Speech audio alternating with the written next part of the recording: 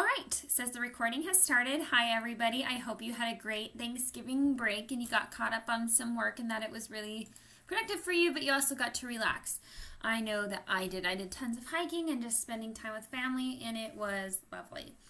Okay, so what we're going to talk about is more of a technique to kind of help you guys learn how to break down texts more, like different texts, poems, short stories, biographies, nonfiction type of stories. It's just going to really help you understand it, because being in this type of environment, I teach all different types of English 10 classes. You guys are all on different stories in different paces, and some of you are at different places. So right now I kind of feel like I am wanting to give you tools so that when you go off into your stories, you have these good tools to help you understand, because I believe in building a foundation, and then you go up from there and you're able to understand that stuff. And obviously, if you have questions about stories or understanding a story, please call me, email me, message me on the Odysseyware, and I'll be able to get back to you faster and help you more individually. So for now, we're going to do a thing that I call CopyPaste. Now, this will help you when you read any form of literature, especially in poems and short stories. This will help you find the purpose of the text to really understand it, which is what you'll have to do in your upcoming lessons. Now, the key word is find the purpose of the text, to really dig deep and find the meaning of it all, which I think is super important. Okay. So, SOAPSTone stands for speaker, occasion, audience, purpose, subject, and tone. I know I've been throwing a ton of acronyms at you guys, like T-APE-C or just APE, but I promise these kind of these little mnemonic devices type of dealio and acronyms really just going to help you memorize this kind of stuff. So just think SOAPSTone for purpose of the text. So we're going to get into what each one means. Speaker really just stands for, the speaker. Who is the voice that tells the story? When you are trying to find the S in SOAPSTone, just ask yourself that question. Who is the voice that is telling the story? The author and the speaker are not necessarily the same. An author may choose to tell the story from any number of different point of views. Is someone identified as a speaker? What assumptions can be made about the speaker? What age, gender, class, emotional state, education, or in nonfiction, how does the speaker's background shape his or her point of view? Okay, in a lot of stories it talked about, hey, how did this author's background affect her story? Because she was moving around a lot. I can't remember what it was off the top of my head. I think it was the author of Through the Tunnel. I just can't remember her name. But she moved around a lot, and that had affected her stories. It was her background. Her speaker in this story may not have been her, but the author itself affects the speaker. Okay, so you look into that background information, and it kind of helps you understand the text a little bit more, especially if you're learning about different points of view. Think about if it's first person, second person, third person, all that fun stuff, to kind of understand the speaker a little bit better. Next, we have occasion. Now, occasion is, what is the time and place of the piece? The rhetorical context that encouraged the writing to happen. Is it a memory, a description, an observation, a valedictory or farewell address? Address. A diatribe, a verbal attack, an elegy, or, for a funeral poem or song, a declaration, a critique, a journal entry, or what is it? What is the occasion? Writing does not occur in a vacuum. There is a larger occasion, an environment of ideas and emotions that swirl around a broad issue. Then there is an immediate occasion, an event of situation that catches the writer's attention and triggers a response. Okay, so now this can happen in different types of ways. Martin Luther King, we have his speech that can kind of be like, he did use a lot of rhetorical devices, which you guys have learned about and have used. You place those. Those are different parts of the occasion when it comes to SOAPSTone. But also it's kind of a larger occasion because it was not just one set thing that caused him to say that speech. It was more of the, civil rights movement. However, in Letter from Birmingham Jail, it was specific instances that, caused him to write that, and so that'd be more of an immediate occasion. Okay, but there's different types of things that's going to affect the occasion or the time and place of the piece, which is going to affect the overall meaning or the purpose of the text. Okay, because if we can understand its historical context, its rhetorical context, where it was, you can kind of get an understanding or a feel of what's going on. Okay, like we can even do this with songs. Okay, if you're going to look at a song from the 1950s, whereas it's a great song, is it going to kind of apply to you now? Are you going to be able to pick up on things from it now, different contexts or anything like that?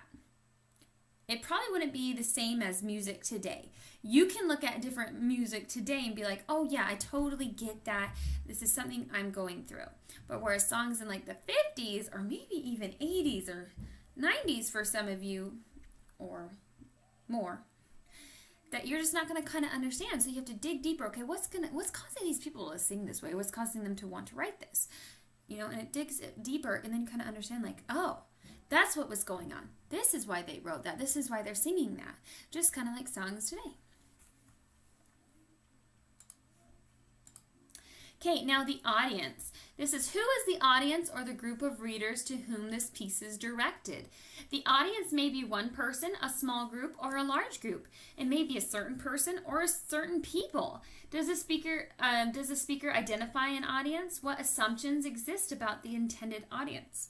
Okay, so when you're thinking about SOAPSTone, you can ask these questions when you're reading, and it kind of helps you understand, okay, who is this for? A lot of the times in poems, it doesn't necessarily say something, but it could be implied. My thing is there is no such thing as a wrong answer, as long as you have proof to back it up. That's the beautiful thing about English. If you have proof, sure, I can definitely see your argument. I can see your point of view. So with the audience, dig deeper. Who do you think this is about? But more importantly, why do you think this is about this person? What from the text can you show me is saying that's the audience? Okay, next we have purpose. Purpose was, why was this text written? You should ask yourself, what does the speaker want the audience to think or do as a result of reading this text? How is this message conveyed? What is the message? How does the speaker try to spark a reaction in the audience? What techniques are used to achieve a purpose? What does the text make the audience feel? What is the intended effect? Consider the purpose of the text in order to examine the arguments and its logic. Okay, now this is where you kind of have to dig a little deeper here. Okay, you're going to have to think to yourself, what is the purpose? Why am I doing this? With Martin Luther King's speech, he uses different rhetorical devices like repetition, imagery, metaphors, those types of things to make us feel a sense of urgency to want to do something, to want to make a change in how we were acting back then for the civil rights movement. There was a purpose, and that was the purpose of the text. And it's not just because, he wanted a change. He wanted, civil rights or equal rights for everybody. It's not just that. It's how did he do it? How did he show his purpose? Again, it's like I've been saying, like especially when I hate to bring it back to TAPC again, but I'm asking for proof. I want proof in the text. I want proof that you know what you're talking about. Sally Joe over here might say, it's just plain imagery. And Billy Bob over here might say, oh no, it's metaphors. They could both be right, as long as they both have proof. Okay, but you have to think, what is the purpose? What am I supposed to be thinking or feeling here? What's my main takeaway from this piece of literature that I'm reading? Okay, next we have subject. What are the general topics, content, and ideas contained in the text? You should be able to state the subject in a few words or a phrase. How do you know this? How does the author present the subject? Is it introduced immediately or delayed? Is the subject hidden? Is there more than one subject? Again, this is kind of subjective. It's supposed to be a little bit punny. Okay, but you're kind of trying to find what's the main idea here. How do you know this? That should be your main question. How do I know what the subject is? What from the text can I derive that's going to tell me what the subject is, or even the theme? You could use it as a theme, okay? And last, but certainly not least, we have tone. What is the attitude of the author? So I like to joke around. Tone, attitude. Okay, the spoken word can convey the speaker's attitude and thus help impart meaning through tone or voice. With the written work, it is tone that extends meaning beyond the literal. If the author were to read aloud the passages, describe the likely tone of that voice, it is whatever clarifies the author's attitude toward the subject. What emotional sense pervades the piece? How does the diction point to tone? How do the author's diction, imagery, language, and sentence structure or syntax convey his or her feelings? Okay, we kind of all joke around this, but it's not what you said, it's how you said it. Okay? That's tone. That's kind of going on diction too, but that's part of tone. It's these tone, think of tone as feeling words. What is the tone of the piece? What is this making me feel? Is it creepy? Is it happy? Is it lovey-dovey? What is it? What is the tone that's it's gonna kind of set the piece for you, right?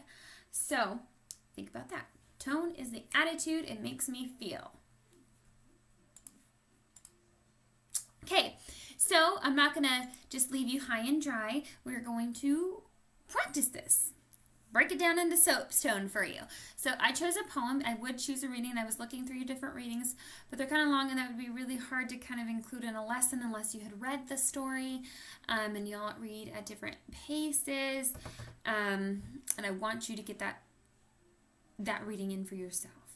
I really want you to do that. I mean, that's again part of online school. You're at your own pace. And so I'm choosing a good poem to do this basis off of. Remember, the purpose of this lesson is so that you can have a tool, a good foundation work that you can bring to your lessons to help you understand the story. And if you need help after that, you need to call me. Okay, so tone. So I'm really sorry if you can't see this very well, but I did a little bit of copying and pasting here. Sorry, I'm just trying to move it so you guys can see it a little bit better. See if that helps. Okay, it is by I Carry Your Heart With Me, I Carry It In by E.E. Cummings. Okay, I carry your heart with me. I carry it in my heart. I am never without it. Anywhere I go, you go, my dear. And whatever is done by only me is your doing. My darling, I fear no fate, for you are my fate, my sweet. I want no world, for beautiful you are my world, my true. And it's you are whatever a moon has always meant, and whenever a sun will always sing is you.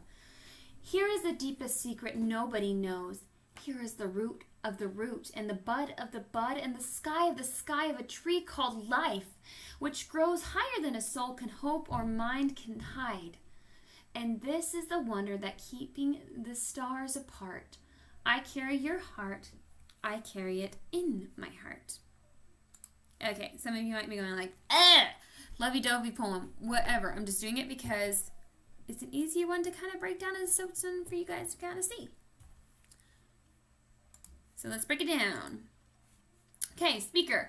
The speaker of the poem is the writer. This is in first person point of view. How can we tell? By the use of I throughout the poem. And here's an example straight from the poem. I go, you go, my dear, and whatever is done.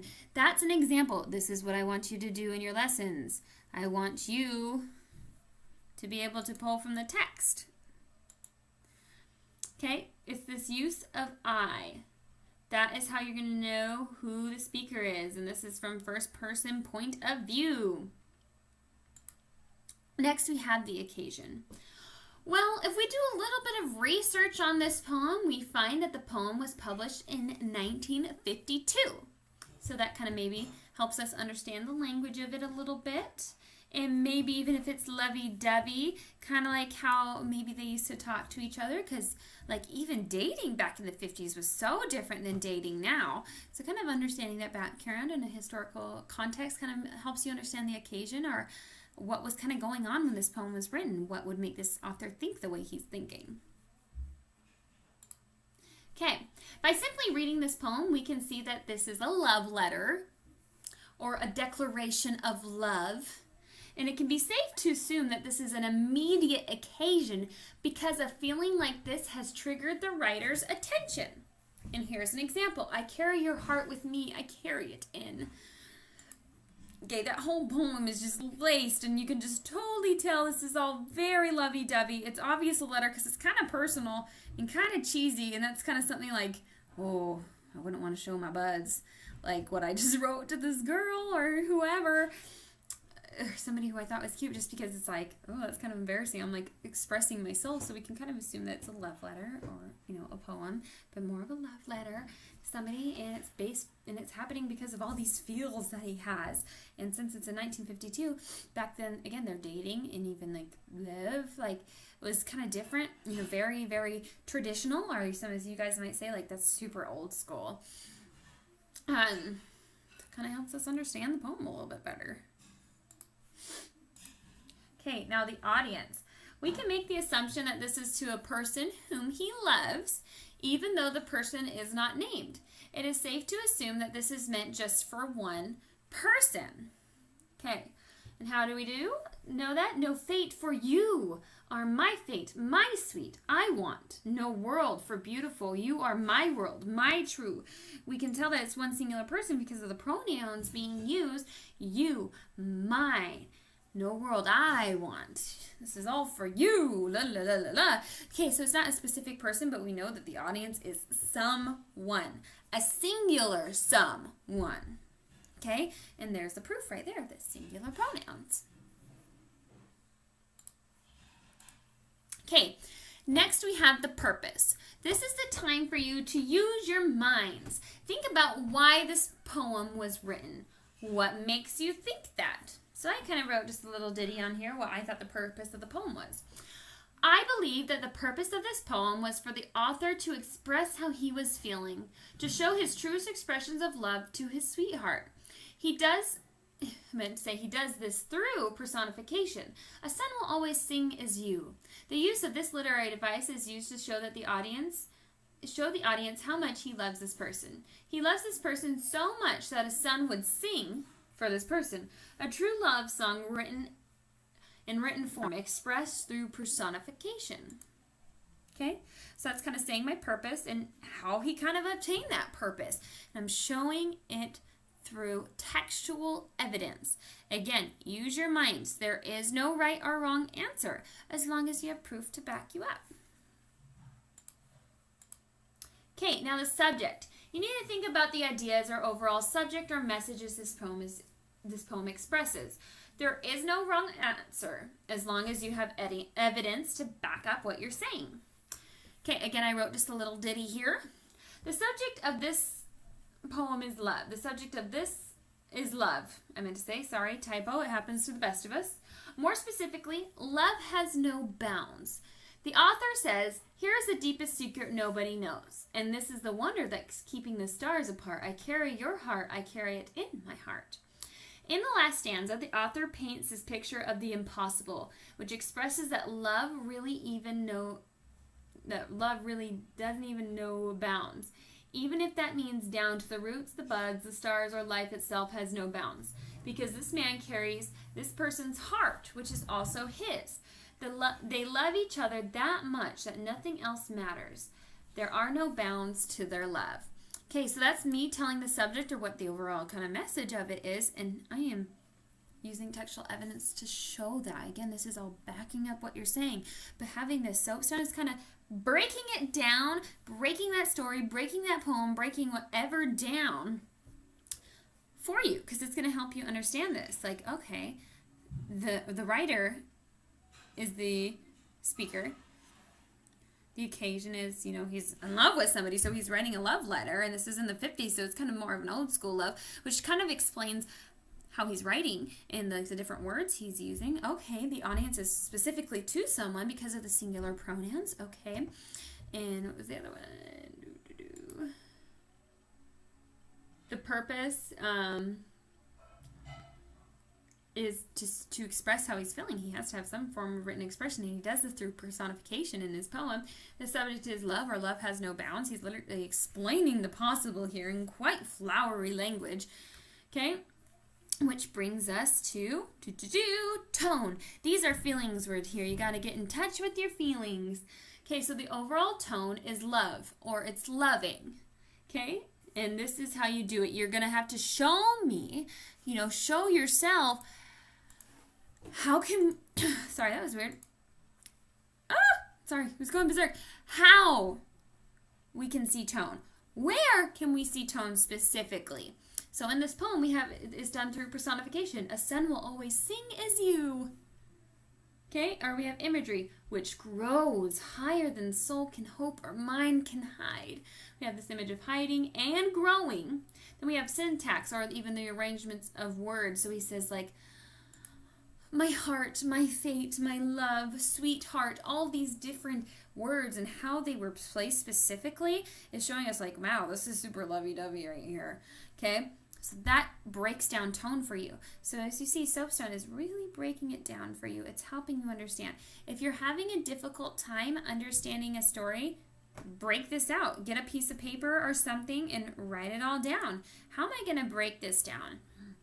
Okay, and you're just going to Soapstone, and you're just going to sit and you're going to think about it, and then, boom, it's going to come to you, and you're going to be like, I get it. Even if you don't 100% get it, this is going to help you kind of get the bigger idea, get the bigger picture of what is going on. So, what now? Now that you know this, use it. This will help you break down a piece of writing. We have nonfiction coming up. The true life stories. Use this to understand why the author wrote what they did. Why does it all matter? Or why did it all matter? Soapstone will help you break it down and dig deeper to understand the purpose of the text. Again, that's the big idea, and that's even one of your objectives for your... doing it again. That's even one of your objectives for your entire lesson of the unit is, what is the purpose of the text? And Soapstone is going to help you break that down and really understand why the author is doing what he's doing. Okay, keyword is Superman. Keyword is Superman. Superman, Superman, Superman.